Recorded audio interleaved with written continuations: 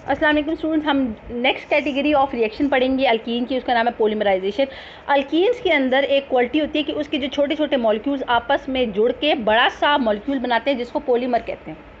ठीक है, यानी अल्कीन के जो स्टार्टिंग जो छोटे के छोटे छोटे मॉलिक्यूल्स हैं वो मोनोमर के तौर पे यूज़ होते हैं। आप समझ आ गई है। तो अल्कीन की जो थर्ड क्वालिटी है वो ये कि उसके जो छोटे छोटे मॉलिक्यूल्स मिलकर बड़ा सा मॉलिक्यूल बनाते हैं। तो जो अल्कीन के जो छोटे छोटे मॉलिक्यूल है वो मोनोमर के तौर पर यूज़ होते हैं और वो मिलकर फिर पॉलीमर बनाते हैं। यानी पॉली का मतलब है मैनी, मर का मतलब है यूनिट, पॉलीमर। तो इसमें दोबारा पॉलीमराइजेशन आपने छोटी क्लास में पढ़ी होगी। In this process small organic molecules combine together to form larger molecule known as polymer. ठीक है, जो स्मॉल ऑर्गेनिक मॉलिक्यूल है उनको कहते हैं मोनोमर, यानी सिंगल यूनिट। मर का मतलब होता है यूनिट, मोनो का मतलब है सिंगल यूनिट। सिंगल यूनिट जो छोटे छोटे मॉलिक्यूल्स होते हैं वो सिंगल यूनिट के तौर पे यूज होते हैं। And they combine to form larger molecule, large and known as poly. Poly का मतलब मैनी, मर्स का मतलब यूनिट कंबाइन करते हैं। ठीक है, इस केस में ethene at 400 degree centigrade and 100 atm pressure. Ethene जो है, इथीन के मॉलिक्यूल्स ये जो टेम्परेचर की रिक्वायरमेंट है 400 डिग्री सेंटीग्रेड है और प्रेशर की रिक्वायरमेंट 100 atm है। ठीक है, और ये पॉलीमराइज होंगे, वो जुड़ जाएंगे और आपस में बनाएंगे पॉलीथीन और पॉलीथाइलिन। अच्छा, ये पॉलीथीन तो आपको खैर पता ही होगा, जो हमारे अभी भी यूज़ होते हैं, जो शॉपर बैग प्लास्टिक के यूज़ होते हैं वो पॉलीथीन होते हैं। अच्छा, ये और बात बता दूं कि इस केस में क्या होगा, पॉलीथीन की जो ये पॉलीथीन से जो ये इथीन से जो पॉलीथीन बनेगा, कैसे बनेगा। ये आपके पास n का मतलब है n नंबर ऑफ, कोई भी नंबर हो सकता है। आपने n नंबर ऑफ इथीन के यूनिट्स लिए हैं, आपने 400 डिग्री सेंटीग्रेड के टेम्परेचर लिया है, 100 atm प्रेशर यूज़ किया है ऑक्सीजन का और 0.1%, और आप क्या देखते हैं कि आपके पास इसके नतीजे में एक पॉलीथाइलिन बन गया, CH2। लेकिन आप देख रहे हैं कि जब ये चेन फॉर्म में आया है तो क्या हुआ, हर जो छोटा यूनिट था, यानी ये मोनोमर है। इस केस में आप ये ध्यान में रखें, दिस इज़ द मोनोमर। जब तक मोनोमर ने पॉलीमर नहीं बनाया तो वो मोनोमर होता है। ठीक है, अब जो ये है ये पॉलीमर है, ये बात समझ आ गई। अब देखें इसमें क्या होगा, पॉलीमर बनाने के लिए क्या किया मोनोमर ने, एक पाई बॉन्ड ब्रेक हुआ उसका। ठीक है, जैसे मैंने आपको बताया पाई बॉन्ड ब्रेक होगा तो होमोलिटिक क्लीवेज होगी। इसके पास भी एक इलेक्ट्रॉन है और एक इलेक्ट्रॉन आ जाएगा, दोनों कार्बन के पास एक एक अनपेयर्ड इलेक्ट्रॉन होंगे। इसी तरह जितने भी मॉलिक्यूल्स होंगे इथीन के, उन सब में एक तरह की होमोलिटिक क्लीवेज होगी, पाई बॉन्ड की होमोलिटिक क्लीवेज होगी। वो उन सारों के पास, उन सारे जितने भी मॉलिक्यूल्स होंगे इथीन के, उनके कार्बन के पास एक एक अनपेयर्ड इलेक्ट्रॉन है। तो ये क्या करेंगे, ये जो मोनोमर्स होंगे ये आपस में जुड़ते चले जाएंगे सिंगल बॉन्ड की। अब ये इसके पास एक अनपेयर्ड इलेक्ट्रॉन है ना, सारे इथीन के पास साथ ऐसा होगा कि उनका पाई बॉन्ड ब्रेक होकर उनके दोनों कार्बन के पास एक एक अनपेयर्ड इलेक्ट्रॉन आ जाएगा।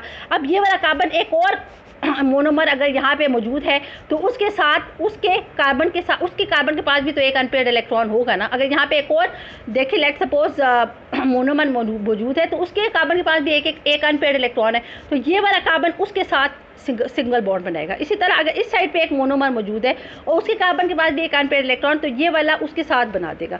तो इस केस में जब पॉलीमराइजेशन के प्रोसेस के दौरान जो है पाई बॉन्ड ब्रेक हो जाता है, आपको पहले भी मैंने बताया कि जब पाई बॉन्ड ब्रेक होता है तो जो दोनों कार्बन होते हैं ना डबल बॉन्ड की, जब डबल बॉन्ड ब्रेक होता है तो जो दोनों एटम होते हैं डबल बॉन्ड के, वो दो सिग्मा बॉन्ड बनाते हैं। ठीक है, अब ये वाला कार्बन भी सिग्मा बॉन्ड बनाएगा with another monomer, with another ethene molecule, और ये वाला कार्बन भी एक सिग्मा बॉन्ड बनाएगा विथ अनदर इथीन मॉलिक्यूल। तो इस तरह वो जो नेक्स्ट होगा वो भी इस तरह काफ़ी मोनोमर्स आपस में जुड़ते जाएंगे और एक बड़ा सा हमारे पास यूनिट बन जाएगा जो कि पॉलीमर होगा। ये बात समझ आइए। तो इसको पॉलीमर बनाने के लिए, जैसे हमने पहले भी बताया कि जब भी पाई बॉन्ड ब्रेक होता है तो दो एटम जो होते हैं carbon to carbon double bond के वो जो होते हैं वो दो सिग्मा बॉन्ड बनाते हैं।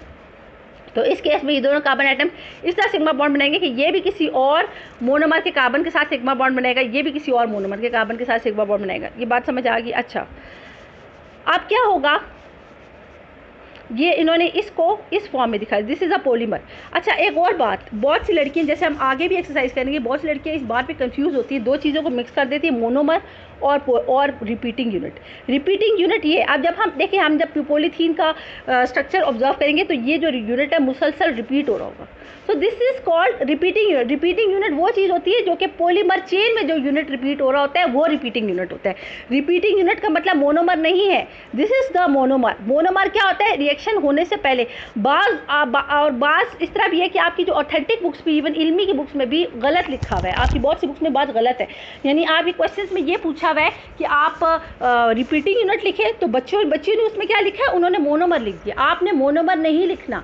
रिपीटिंग यूनिट ऐसे होता है, जब आप रिपीटिंग यूनिट शो करते हैं तो आप डबल बॉन्ड को शो नहीं करते, आप सिंगल बॉन्ड शो करते हैं, और प्लस इन दोनों कार्बन एटम का इसका भी एक बॉन्ड शो कर रहे होते हैं कि भाई ये किसी और के साथ जाके बॉन्ड बना रहे हो, इसका भी शो करते हैं, ठीक है, क्योंकि ये किसी और के साथ बॉन्ड बना रहे हैं ना, और उधर कोई और कार्बन है, इसलिए ये वाला बॉन्ड आधा शो होता है, और ये भी किसी और के साथ, किसी और यूनिट के साथ बना रहा है, तो ये हाफ ये भी आधा शो होगा, और इसके दरमियान फुल बॉन्ड होगा, और ये किसी और के साथ ये आधा शो होगा, और ये this is called repeating unit. Repeating unit होता है वो यूनिट जो कि पॉलीमर के अंदर जाके रिपीट हो रहा हो, ठीक है। रिपीटिंग यूनिट पॉलीमर की जब बन जाता है, पॉलीमर बड़ा मॉलिक्यूल बन जाता है, तो उसके अंदर जो यूनिट बार बार रिपीट होता है, यानी पॉलीमर जब होता है, पॉलीमराइजेशन इज बेसिकली एक केमिकल प्रोसेस। जब पॉलीमर बन जाता है तो उस चेन में जो यूनिट बार बार रिपीट होता है वो रिपीटिंग यूनिट कहलाता है, ठीक है। रिपीटिंग यूनिट मोनोमर नहीं है। बाज़ औक़ात ये पूछा हुआ आपके क्वेश्चन में, आगे मैं डिस्कस भी करूँगी, और मैंने बताया मैं हर साल मैं बच्चियों को बताती भी हूँ। इसके अलावा कुछ बच्चियाँ फॉलो भी करती हैं,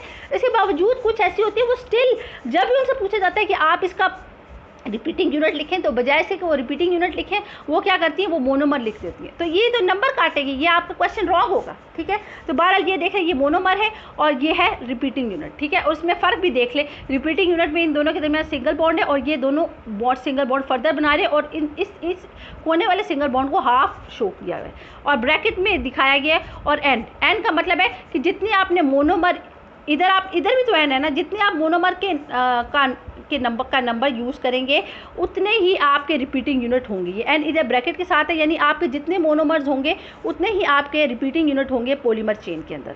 ये बात समझ आ गई है। अब हम नेक्स्ट पढ़ते हैं कि a good quality of polythene is obtain when ethene polymerise in the presence of aluminium triethyl chloride.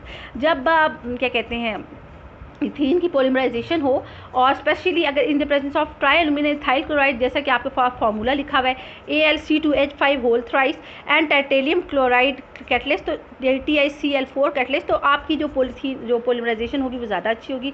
This is the end of polymerisation.